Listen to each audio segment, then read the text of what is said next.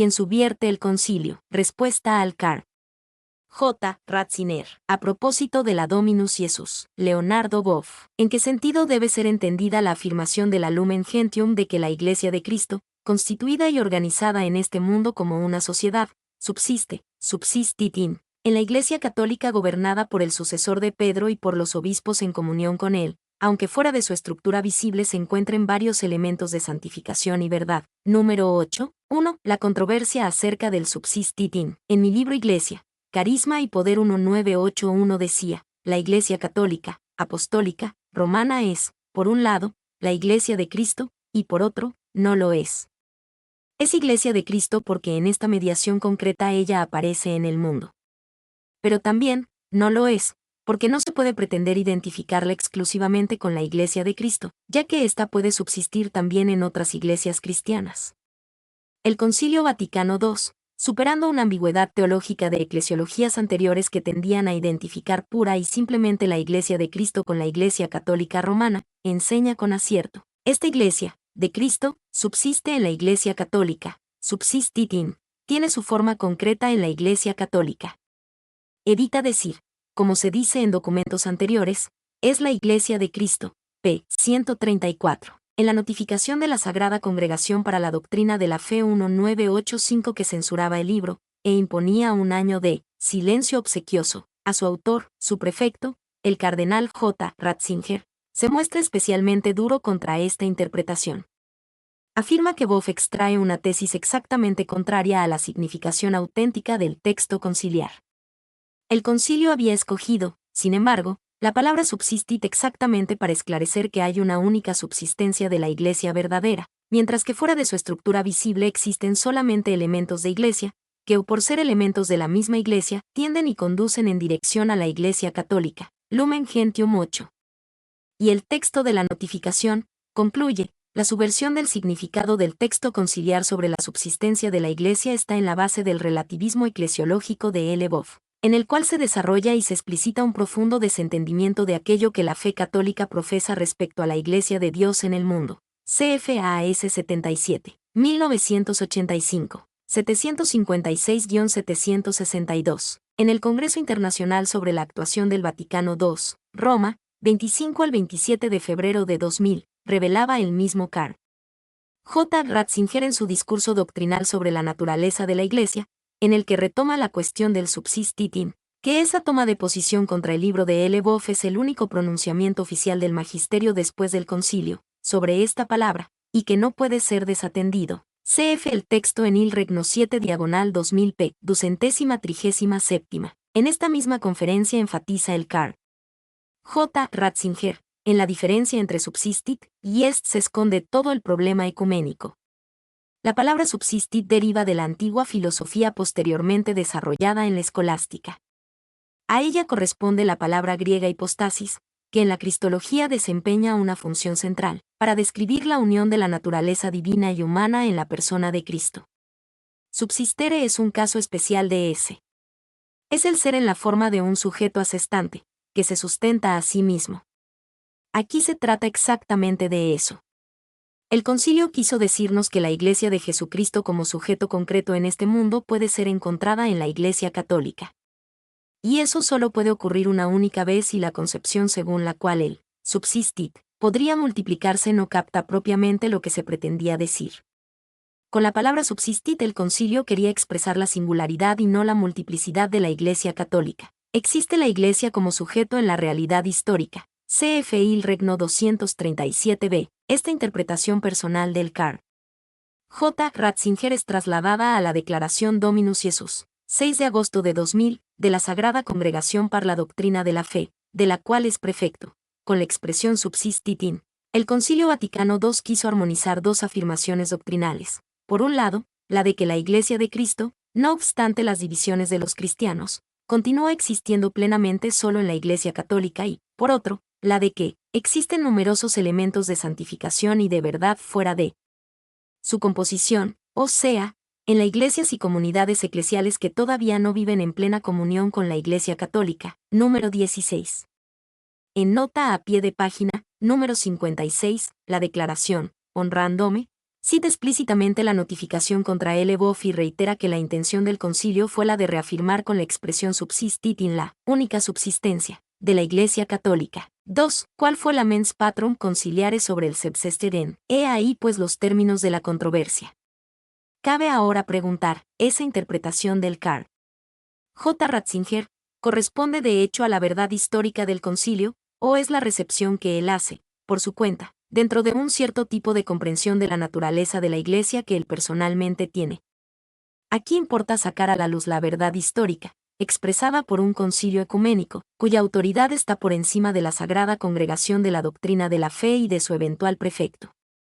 En la persona del Carl J. Ratzinger, debe atenerse a la mens patrum concili, la mente de los padres del concilio, como cualquier otro fiel o teólogo. ¿Cuál es, de hecho, esa mens patrum? Para responder a esa cuestión necesitamos tener siempre en mente no solo el término subsistitin, sino tres elementos fundamentales. Primero, los textos preparatorios, previos a la Lumen Gentium, considerando cómo ellos plantearon la relación de la Iglesia de Cristo con la Iglesia Católica. Ahí se da la expresión est.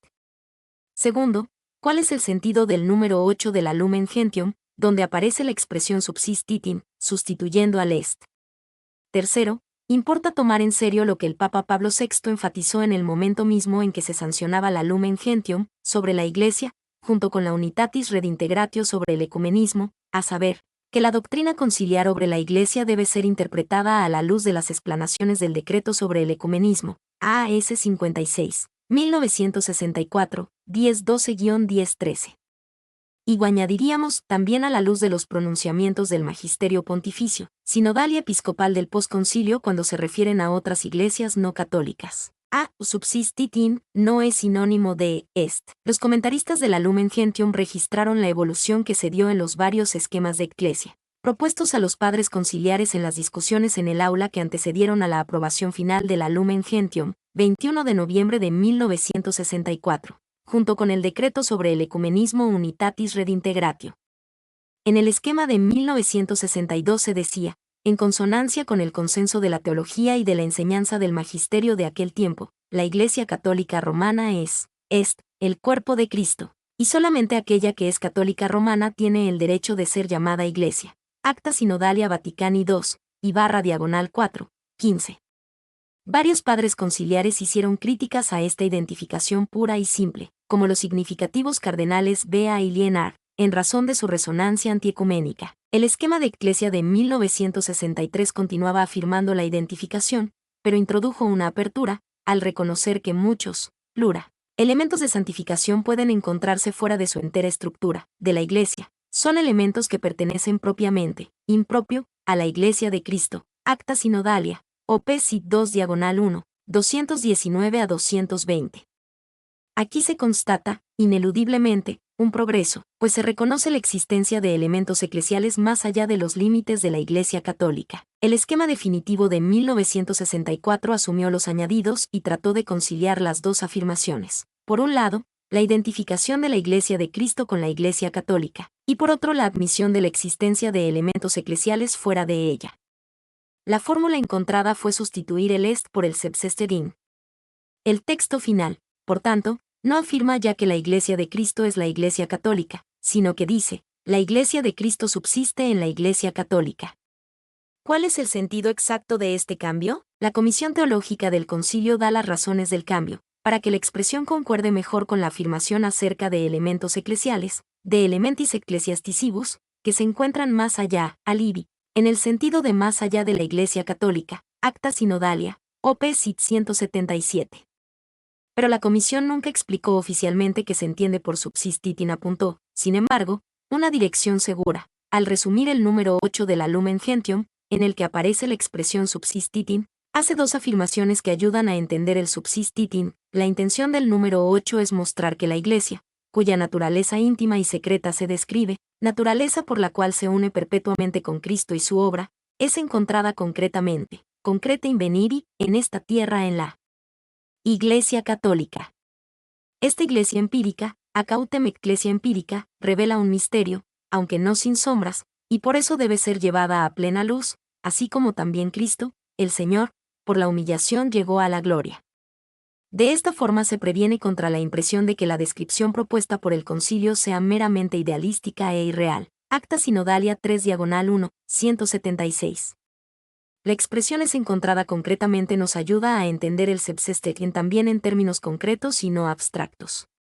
Eso queda más claro en la segunda afirmación, cuando dice, la Iglesia es única y en esta tierra está presente, ad estim, en la Iglesia católica, aunque fuera de ella se encuentren elementos eclesiales. Acta Sindalia 3/1, 176. Ad estim, está presente, corresponde claramente a subsistitim, subsiste. Estas indicaciones son fundamentales, pues cierran la puerta a una interpretación puramente sustancialista e identificadora de la Iglesia de Cristo con la Iglesia católica, invalidado así un avance sobre la eclesiología preconciliar, pero importa profundizar en la expresión subsistitim. Cuando no hay una interpretación específica y oficial de una palabra, como es el caso del Subsistere, debemos seguir la regla general de la hermenéutica. Las palabras tienen el sentido que les confiere su uso común. ¿Cuál es el sentido común de subsistere? Sírvanos de referencia el clásico diccionario latino de Forcellini. Los muchos sentidos que presenta van, sin excepción, en la línea de lo concreto y de lo histórico, como sugiere la explicación de la Comisión Teológica del Concilio acerca del número 8 de la Lumen Gentium.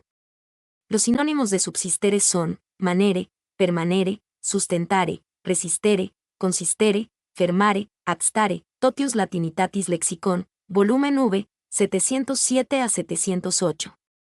Ninguno en la línea que pretende el Carl J. Ratzinger de la hipóstasis y de la subsistencia como término técnico de la cristología. Observando los ejemplos dados por Forcellini, se comprueba claramente que el subsistitim permite ser traducido por hacerse presente, ser encontrado concretamente, ganar forma y concretizarse. Resumiendo, el est remite a una visión esencialista, substancialista y de identificación, y pide una definición esencial de la Iglesia. El subsistitim apunta hacia una visión concreta y empírica, en el sentido concreto del número 8 de la Lumen Gentium. Y ese sentido es que la Iglesia de Cristo subsiste en la Iglesia católica, es decir, gana forma concreta y se concretiza en la Iglesia católica. A base de esta comprensión, se entiende que los padres conciliares hayan sustituido el est, expresión de la sustancia y de la identificación, por subsistitim, gana forma concreta, se concretiza.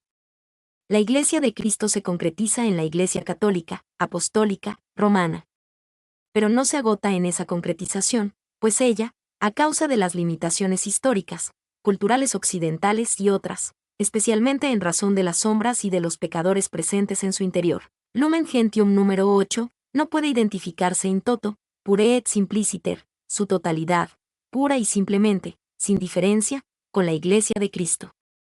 La Iglesia es semper reformanda y en la tradición de los padres comparece como la casta meretriz, y, por eso, como una realidad del tempus medium con las marcas limitantes de la peregrinación, rumbo a la plenitud, posible solo en la escatología. Iglesia de Cristo e Iglesia católica no se cubren totalmente. La Iglesia de Cristo es mayor que la Iglesia católica. Por esto, la Iglesia de Cristo puede subsistir, es decir, puede ganar otras expresiones histórico-culturales, a lo largo de la historia de la misma Iglesia católica ayer y hoy, en otras iglesias cristianas y comunidades eclesiales. Juntas y en comunión entre sí, forman la Iglesia de Cristo en la historia, la Iglesia de Dios a través de los tiempos. De toda esta argumentación queda claro, subsistitim no es sinónimo de est. Si fuese sinónimo, ¿por qué entonces el cambio introducido por los padres conciliares? En otras palabras, la decisión de no usar ya el es apunta a evitar una identificación pura y simple de la Iglesia de Cristo con la Iglesia católica. Al hacer esto, los padres conciliares abren un espacio para que los muchos elementos de santificación y de verdad sean reconocidos como eclesiales.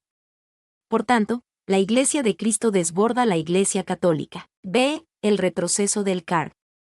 J. Ratzinger al pre-Vaticano II. La interpretación del cardenal Ratzinger hace del subsistitim un equivalente de est, un caso especial de ese, como dijo explícitamente en su conferencia sobre la naturaleza de la Iglesia, Il Regno, OP Cit 237b. Por eso podía decir, como lo hizo en la notificación 1985 contra mi libro Iglesia, Carisma y Poder, existe una única subsistencia de la verdadera Iglesia, mientras que fuera de su estructura visible existen solamente elementos eclesia que, siendo elementos de la misma Iglesia, tienden y conducen a la Iglesia católica, AS 71, 1985, 758 a 759. Lo mismo ha repetido en la Dominus Jesus, número 16, citándome explícitamente en la nota 56. Aquí hay un evidente retroceso a la posición anterior al Vaticano II, superada por la Lumen Gentium. La identificación hecha por el Carl J. Ratzinger, entre Iglesia de Cristo e Iglesia Católica es tan exclusiva que fuera de ella no hay iglesia, solamente elementos de iglesia. Notemos una modificación importante. El texto del Carl J. Ratzinger afirma que fuera de la Iglesia Católica existen solamente elementos eclesiales, mientras que el concilio no habla así. Dice, positivamente, que existen muchos elementos, plura, y no solamente, solum, elementos de iglesia. Más todavía. La Lumen Gentium, en el número 15, al referirse a los muchos modos como la Iglesia Católica está unida con los cristianos no católicos, enseña que esos cristianos reciben el bautismo y hasta reconocen y aceptan otros sacramentos en las propias iglesias o comunidades eclesiásticas. Impropriis ecclesiis vel communitatibus ecclesiasticis. El informe de la Comisión Teológica aclara que tales sacramentos son recibidos en sus iglesias o comunidades cristianas en cuanto tales. CF Acta Sinodalia, 3/7, 36. In quanto tali ipsa ecclesiae vel communitates. Por tanto, no se trata solo de elementos de iglesia que conciernen solo a los individuos, sino también a sus comunidades. El informe de la Comisión Teológica subraya con claridad, precisamente en el reconocimiento de este hecho se sitúa el fundamento del movimiento ecuménico, Acta Sinodalia 3/1, 204. En razón de eso, ¿podía el decreto sobre el ecumenismo decir que esas iglesias separadas y comunidades eclesiales no están de ninguna manera desprovistas de significado y de peso en el misterio de la salvación, porque el Espíritu no rehúsa servirse de ellas como instrumentos de salvación? Número 3d. Por tanto, no solo los sacramentos poseen valor salvífico, sino también las iglesias y comunidades eclesiales en cuanto tales, como por lo demás vuelve a reafirmar la Comisión Teológica. CF Acta Sinodalia 3/7, 36. El Espíritu Santo se sirve de aquellas comunidades como instrumentos de salvación. Además, la expresión comunidades eclesiales aplicada a las iglesias surgidas de la Reforma, revela que ellas poseen un carácter eclesial, es decir, un carácter de iglesia, aunque no se les atribuye oficialmente tal título. El informe de la Comisión Teológica, haciendo referencia a la praxis común de hablar de ellas en términos de comunidades eclesiales, explica que tales comunidades no son una suma de individuos, sino que están constituidas por elementos sociales y eclesiásticos, que les confieren un carácter verdaderamente eclesial. En tales comunidades, aunque de un modo imperfecto, está presente la única Iglesia de Cristo, de una manera semejante a aquella según la cual está presente en las iglesias particulares, y por medio de sus elementos eclesiales la Iglesia de Cristo es, de algún modo, operante en ellas. Acta Sinodalia 3, 2, 335. Aquí se dice con todas las letras que la Iglesia de Cristo está presente, el sentido de adestini subsistitim, en las comunidades eclesiales, aunque imperfectamente. Así como está presente en las iglesias particulares como la ortodoxa y la de los viejos católicos, está de forma semejante presente en las comunidades eclesiales. Por tanto, no se puede negar a tales comunidades el carácter de iglesia, aunque en el lenguaje acostumbrado del magisterio no sean llamadas técnicamente como iglesias. Por lo demás, el mismo magisterio papal, sinodal y episcopal, posterior al Concilio Vaticano II aplica el término iglesia a las comunidades eclesiales no católicas. No se trata, seguramente, de mera concesión a la gentileza del lenguaje. Se trata, sí, de una clarificación y expansión orgánica de un sentido teológico verdadero, subyacente en la fórmula elementos eclesiales. Este sentido es como una simiente lanzada en tierra fértil por el Vaticano II. Esa simiente se transformó posteriormente en flor y en fruto. La conciencia teológica creció hasta el punto de que se puede afirmar que todas las iglesias y comunidades eclesiales participan de la Iglesia de Cristo. Como ejemplo, aduzcamos el texto común del obispo católico alemán Mons Tenonberg y del praeses evangélico en el libro Die Kirche auf gemeinsamen Wege. El ser iglesia no coincide simplemente con la Iglesia católica. Hay también fuera de la Iglesia católica innumerables elementos eclesiales.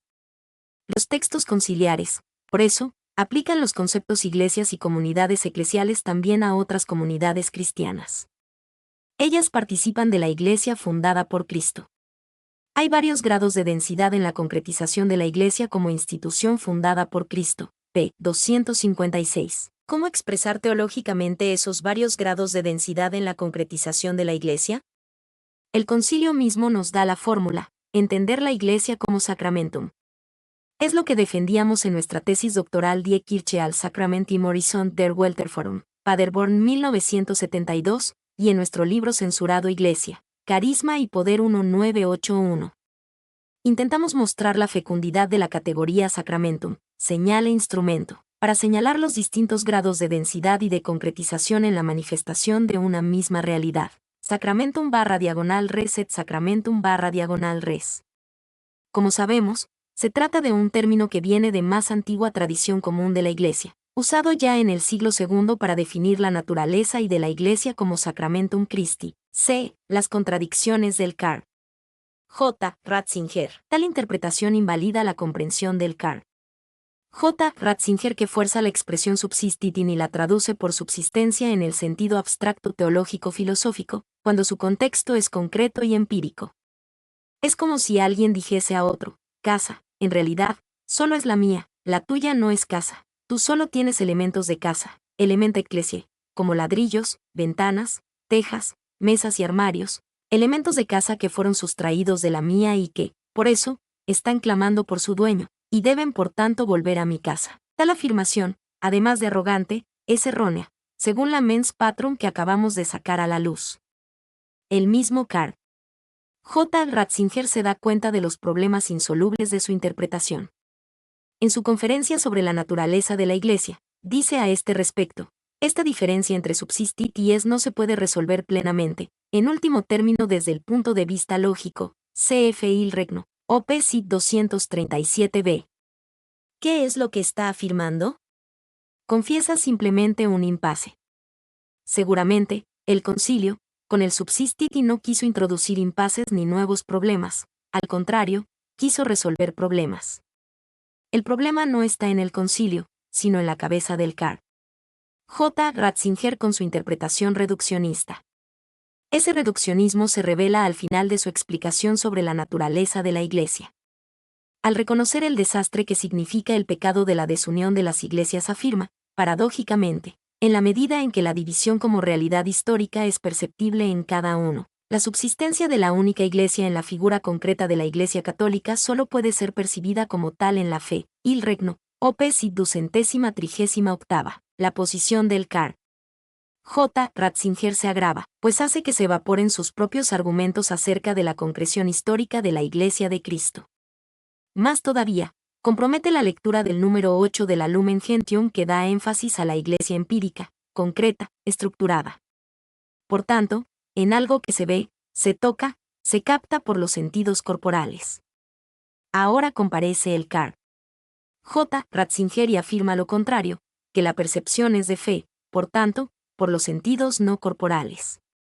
La unidad se invisibiliza y se desrealiza, destruyendo toda la argumentación del concilio.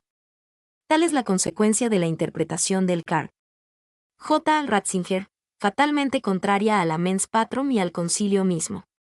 Hubiera sido más sencillo si el Carl J. Ratzinger, en obediencia a esa mens patrum, afirmase humilde y verdaderamente: la Iglesia de Cristo se realiza concretamente en las iglesias y comunidades cristianas en diversos grados de visibilidad y de plenitud. Por ejemplo, en las pequeñas comunidades eclesiales de base de las favelas de Río de Janeiro y en el interior de la floresta amazónica. Y, como se alegran esas comunidades al sentir y saber que son realmente Iglesia de Cristo, incluso sin tener Eucaristía ni sacerdocio, en otras iglesias cristianas y comunidades eclesiales que se refieren a Cristo como Salvador, Libertador y Verbo encarnado. Hasta podríamos concederle la pretensión de que la Iglesia católica que él tanto exalta y ardorosamente defiende contenga la plena visibilidad y plenitud, la cual ha de ser siempre comprobada por los hechos y no solo fundamentalísticamente afirmada. Pero eso no impide que esa misma Iglesia de Cristo esté presente en otras iglesias cristianas, en tantos puntos, hasta con más visibilidad y densidad que en la Iglesia católica, como, por ejemplo, en el amor a las escrituras sagradas de nuestros hermanos y hermanas evangélicos o el cultivo de la liturgia solemne de nuestros hermanos y hermanas ortodoxos. D. Peligros de la interpretación del Carl J. Ratzinger. La concentración de la Iglesia Católica no puede ser tanta que agote y extenúe en sí misma las virtualidades de la Iglesia de Cristo.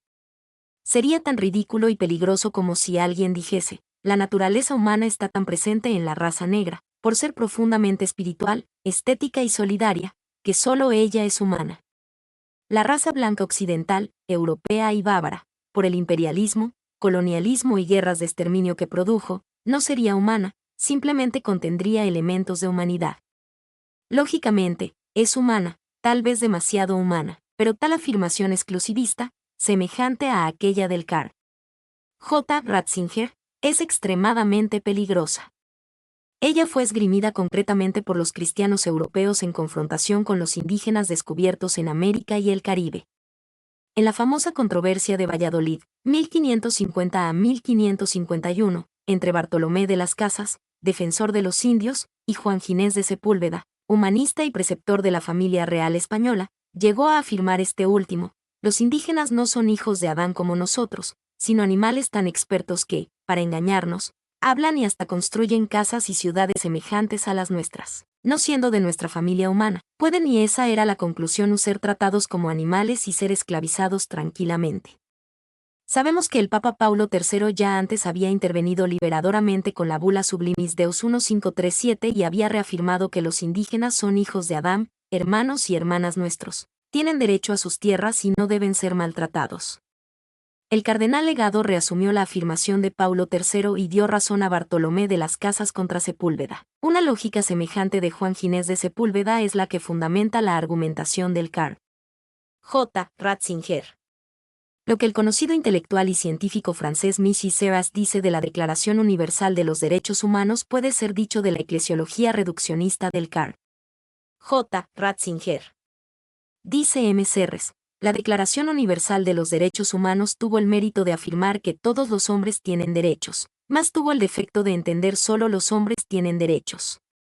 Fue preciso mucha lucha para extender esos derechos a las mujeres, a los negros, a los indígenas y, actualmente, a la tierra como magna mater, a los ecosistemas y a cada ser de la creación. El Karl J. Ratzinger tuvo el mérito de decir: la Iglesia de Cristo subsiste en la Iglesia Católica. Mas tuvo el defecto de entender, solo en la Iglesia Católica. Ahora entendemos que no es solo un defecto, sino un error, contrario a la mente de los padres del Vaticano II, así como todos hemos crecido en la comprensión de los derechos extendidos a toda la creación. Así, el Karl J. Ratzinger y sus seguidores tendrán que aprender, según las orientaciones del Vaticano II, a extender la eclesialidad de la Iglesia de Cristo a todas las iglesias y comunidades eclesiales. Entonces sí, el ecumenismo será fecundo y la emulación, generosa, en el sentido de ver cuál de las iglesias vive mejor y anuncia más adecuadamente el Evangelio de Jesús, un sueño posible a la entera humanidad, y quien lo expresa de forma más visible, más concreta y más convincente dentro de este nuestro mundo que se está globalizando. Concluyendo esta parte, volvemos a subrayar: la distinción entre el est y el subsistit hecha por los padres conciliares abrió un camino nuevo para el ecumenismo católico que no podrá ya ser clausurado.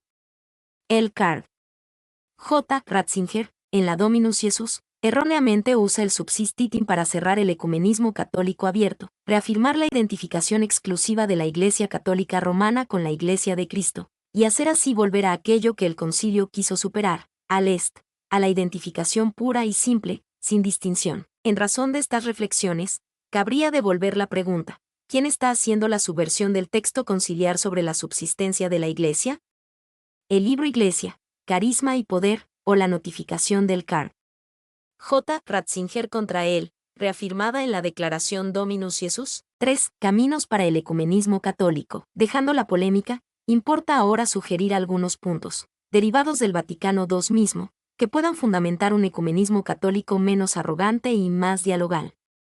Antes, sin embargo, cabe evocar algunas consideraciones de orden teológico-pastoral. Se dice, y la Dominus Jesus lo subraya fuertemente, que la Iglesia es enviada a anunciar el Evangelio al mundo, según el mandato del Señor.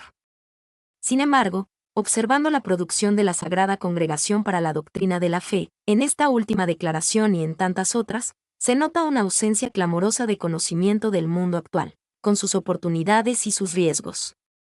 Y cuando se ofrece alguna perspectiva, es casi siempre pesimista, típica de instituciones en crisis de fe y de esperanza. Todo está fundamentalmente vuelto hacia adentro, construyendo la Iglesia como un bastión que se preserva y que se basta a sí mismo. Con esa actitud solipsista no se evangeliza y no se va a de gentes, o las iglesias y sobre todo la católica y se abren a la nueva fase de la humanidad, la planetaria, o se condenan a ser un subproducto de la cultura occidental. Aquí debemos asumir como virtud lo que el Karl J. Ratzinger consideraba vicio a ser duramente combatido, el relativismo eclesiológico. Debemos ser doblemente relativistas. Primeramente debemos relativizar la expresión occidental de la Iglesia de Cristo, romana más específicamente. En su teoría del poder y en la forma como lo organiza y lo distribuye, se nota la mentalidad romana, centralizadora y autoritaria, muy diversa de la evangélica. Si el cristianismo se hubiese encarnado, por ejemplo, en la gran cultura tupí-guaraní, cultura común de millones de indígenas, otro habría sido el sentido del poder. Para este pueblo, el cacique se caracteriza por la generosidad, por el servicio incondicional a los otros y por la donación de todo lo que posee. En algunas tribus se puede reconocer el jefe en la persona de aquel que posee menos que los otros y que lleva ornamentos más pobres y hasta miserables, pues todo lo donó. Si el cristianismo, en vez de haberse encarnado en la cultura romana con su legalismo y con su centralización, se hubiese encarnado en la cultura política tupí-guaraní, tendríamos entonces sacerdotes pobres, obispos miserables y el Papa, un verdadero mendigo. Entonces sí, podrían ser testigos de aquel que dijo: estoy entre vosotros como quien sirve, y quien quiera ser el primero que sea el último. Y la misión no habría sido dominación religiosa aliada a la dominación política. Los cristianos no serían cómplices y partícipes del genocidio de los pueblos originarios de América Latina y de otras partes. Tendríamos, seguramente, una iglesia mejor, más sensible, más participativa, más servicial, más integrada, más ecológica y más espiritual que la romano-católica. La catolicidad del cristianismo y de todas las iglesias pasa por la capacidad de relativización de su encarnación occidental y de apertura a nuevas posibilidades de encarnación, posibles evangélicamente.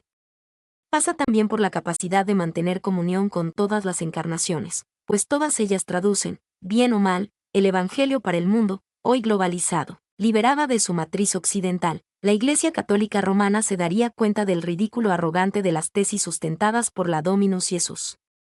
Su lado occidental hace que tenga una visión capitalística y concentradora de la herencia de Jesús y, al mismo tiempo, una perspectiva imperialista de la misión, como conquista de pueblos y culturas para los cuadros de la eclesialidad romano-occidental. En segundo lugar, importa relativizar positivamente la eclesiología, es decir, mantener todas las iglesias y comunidades eclesiales relacionadas unas con otras, pues son expresiones de la misma Iglesia de Cristo. En vez de que una descalifique a la otra, o de disputar si merece o no el atributo de iglesia, debería regirnos la pericóresis entre ellas, interretrorelacionamiento de todos con todos, a semejanza de aquella que se da entre las divinas personas de la Santísima Trinidad. En una perspectiva de globalización, importa ver el cristianismo más como el movimiento de Jesús en el mundo que como una institución con características pesadas en función de viejas tradiciones, sobrecargada de reflexión y con marcas de los conflictos religioso-políticos que caracterizaron la historia cristiana en Occidente. Hechas estas observaciones, elenquemos, sumariamente, algunos puntos doctrinales, inspirados por el Vaticano II, capaces de fundar otro tipo de ecumenismo católico. En primer lugar, hay que anclar la unidad de la Iglesia en el ministerio trinitario y no en una metafísica clásica y neoescolástica, como hace el Karl J. Ratzinger. En el decreto sobre el ecumenismo se dice claramente, de este misterio, de la unidad de la Iglesia, es modelo supremo y principio la unidad de un Dios en la Trinidad de personas, Padre, Hijo y Espíritu Santo. Número 2. En la Trinidad hay diversidad de personas, una no es la otra, no hay ninguna jerarquía entre ellas, pues ninguna persona está encima o debajo de la otra, al contrario que en la Iglesia Católica, y, con todo, rige una profunda unidad que nace de la pericóresis, a saber, del entrelazamiento de todas las divinas personas entre sí, todas acogiéndose en su diversidad y todas autoentregándose totalmente. La esencia de la pericóresis es el amor. Bien decía San Bernardo, en la Santísima Trinidad, ¿qué es lo que conserva aquella suprema e inefable unidad, sino el amor? El amor constituye la Trinidad en la unidad y, de cierta forma, unifica a las personas en el vínculo de la paz. El amor engendra amor. Esta es la ley eterna y universal, ley que crea todo y todo lo gobierna, Liber de Dirigendo Deo, calle 12 y número 35, PL 192, 996b. Esa unidad es modelo supremo para la unidad de la Iglesia y entre las iglesias. Son diversas, pero todas unificadas en la misma relación de aceptación mutua y de mutuo amor. En segundo lugar, la Iglesia ha de ser entendida como comunio, tema importante en el Vaticano II y en toda la eclesiología posconciliar, especialmente el Sínodo de 1985, llamada con razón eclesiología de comunión. La primera epístola de San Juan nos ofrece el sentido radicalmente teológico de la comunión. Aquello que vimos y oímos, nosotros os lo anunciamos para que también vosotros estéis en comunión con nosotros. Nuestra comunión es con el Padre y con su Hijo Jesucristo, 1 JN 1,3. Nuevamente la comunión se realiza en diversidad de las personas que se unen por los lazos de vida y de amor. Juan Pablo II, delante de todos los obispos latinoamericanos, hizo una declaración de las más bellas de su pontificado. Nuestro Dios en su misterio más íntimo no es soledad, sino una familia, pues lleva en sí mismo la paternidad, la filiación y la esencia de la familia que es el amor, el Espíritu Santo. Documentos de Puebla, 28 de enero de 1979, ed. Voces, Petrópolis 1979, 46. Es la comunión entre todas las iglesias la que hace de ella la única iglesia de Cristo. La Iglesia Universal no es otra cosa que la comunión de las iglesias particulares, en la cuales a partir de las cuales existit, la Iglesia Católica una única, como dice con pertinencia la Lumen Gentium, número 23. Familia que expresa aquí la comunio. Esta comprensión comunional evita la crítica hecha por la declaración Mysterium Ecclesiae, según la cual la Iglesia Universal sería el conjunto o la suma de las iglesias. Por la comunión no se suman las iglesias, sino que se reconoce la comunión real entre ellas, con mayor o menor densidad, pero todas ellas con carácter eclesial. En tercer lugar, cabe resaltar la importancia de que se entienda la Iglesia pueblo de Dios, considerada por el Carl J. Ratzinger en su conferencia sobre la naturaleza de la Iglesia como tema impropio, porque se presta menos a describir la estructura jerárquica de la comunidad eclesial. CF Il Regno, Op. Cit 233b 234a. Ahora bien, ahí reside el valor de este concepto de iglesia. Fue por eso precisamente por lo que en la Lumen Gentium fue antepuesto al capítulo sobre la estructura jerárquica de la iglesia. En las fases anteriores el orden era el contrario. Este concepto muestra mejor la Iglesia Universal como peregrinación y movimiento de todos los que siguen a Jesús, y por tanto de todas las iglesias, antes de que haya dentro de ellas distinciones de ministerios, servicios y carismas. Estos no son facciones sino funciones de servicio y de animación de toda la comunidad. El conjunto orgánico de todas las iglesias y comunidades eclesiales, conjunto estructurado por relaciones de comunión y de servicio al mundo, constituye fundamentalmente el pueblo de Dios en marcha. Eso está bien expresado por el término bíblico y profundamente teológico de pueblo de Dios, lógicamente incómodo a las construcciones reduccionistas del Carl J. Ratzinger. En cuarto lugar, es decisiva la misión para que se entienda la naturaleza de la Iglesia de Cristo. Esta no existe para sí. No es a ella a la que Dios ama en primer lugar, sino al mundo, pues a él envió a su Hijo, JN 3, 16. Frente al mundo, ella tiene una estructura sacramental, es señal e instrumento, por tanto, es de Cristo para el mundo, debe apuntar hacia Cristo, y no sustituirlo. Debe por un lado afirmarse, porque mediante ella la herencia de Jesús se mantiene viva en la historia. Pero, por otro, debe simultáneamente negarse para que Cristo aparezca y gane centralidad. La Iglesia posee solamente centralidad en la medida en que está en Cristo y en el Espíritu y no fundada en sí misma. Es a partir de la misión como ella entiende que pertenece al orden de los medios, como sacramento y señal que ya anticipa y hace presente la salvación, pero que es llamada a desaparecer para dar lugar a los pueblos de Dios en el reino definitivo. CF Apoc 21, 3. Por fin, en función de su misión en el mundo, hoy globalizado, la Iglesia se da a sí misma las estructuras y servicios que le parecen adecuados para cumplir su misión. Importa imitar el comportamiento de las comunidades eclesiales de los primeros tiempos, que supieron traducir el mensaje de Jesús para un tiempo posterior, cuanto ya no se esperaba la parucía, y asumieron formas de organización tomadas del medio circundante pero que les eran funcionales. Conforme a las principales investigaciones tanto católicas como ecuménicas, se puede decir con seguridad que la Iglesia, en lo que concierne a su lado institucional, no puede ser deducida, directamente, del Nuevo Testamento. Este no conoce la estructura obispo-presbítero-diácono, presentada como un fetiche intocable por los documentos oficiales. Tal estructuración es testimoniada solamente a partir de San Ignacio de Antioquía, en la tercera generación apostólica. Y al decidir, las comunidades eclesiales originarias se inspiraban más en el Espíritu presente, cf. 15, 28, y en el Señor resucitado que en las referencias del pasado. Hoy, la Iglesia se confronta con la osadía de mirar hacia adelante, pues frente a una situación absolutamente inédita, la emergencia de una única sociedad mundial, debe, en el Espíritu, tomar decisiones, cargadas de consecuencias para el futuro del Evangelio en el mundo. Como decía el viejo maestro Karl Rahner, la Iglesia debe ser atrevida, en la fuerza del resucitado y de su espíritu, hasta el punto en que ir más allá sería herejía o traición. Y se puede permitir tal osadía porque se siente divinamente acompañada.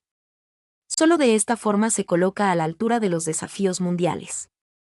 El desafío vale no solo para esta o aquella Iglesia, sino para la totalidad del cristianismo como movimiento de Jesús que debe articularse con otros movimientos espirituales que también ofrecen su mensaje a la humanidad. Todos juntos son corresponsables para que lo supremo que habita el ser humano no sea sofocado ni erradicado de la faz de la tierra, la presencia de Dios en el corazón del universo, en el centro mismo de la historia y en la profundidad del ser humano. El ecumenismo no apunta solamente a la paz entre las iglesias y religiones por el mutuo reconocimiento en el amor y en la cordialidad, sino, principalmente, a la paz entre las tribus de la tierra y la paz perenne con la tierra misma, Magna Mater y Gaia. Sin esa paz, podremos sufrir el destino de los dinosaurios. El eje de la cuestión no es ya quién es Iglesia de Cristo y quién no lo es, sino cuál es el futuro del cristianismo, o de la civilización occidental que sirvió de nicho encarnatorio para las principales iglesias. La nueva centralidad se encuentra en eso. Esta vez no hay un arca de Noé que salve a algunos y deje perecer a los otros. O nos salvamos todos o nos perdemos todos, con o sin elementos eclesiales. ¿En qué medida la herencia de Jesús, la Iglesia Católica, con toda su pretensión de exclusividad, y las demás iglesias y comunidades cristianas ayudan a garantizar un futuro de vida y de esperanza para la tierra y la humanidad? Para eso debe servir el ecumenismo. Ante la crisis de la tierra y de la humanidad, es diversionismo irresponsable hablar de subsistit y no de de subsistencia o de ganar forma concreta. El Satanex se está hundiendo para todos, y algunos alienados, alegremente, todavía insisten en ocuparse de tales cuestiones. Bien os advirtió el Señor, cuando veis levantarse una nube en el poniente, enseguida decís, va a llover. Y así ocurre. Cuando sentís soplar el viento sur, decís, va a hacer calor. Y así sucede. Hipócritas, sabéis juzgar los fenómenos de la tierra y del cielo, entonces, ¿cómo no sabéis juzgar el momento presente? ¿Por qué no juzgáis por vosotros mismos lo que es justo? LC 24, 54 a 57. Leonardo Boff. Mi nombre es Demim. Soy tu asistente personal. Mi sitio en internet es demim.es.tl.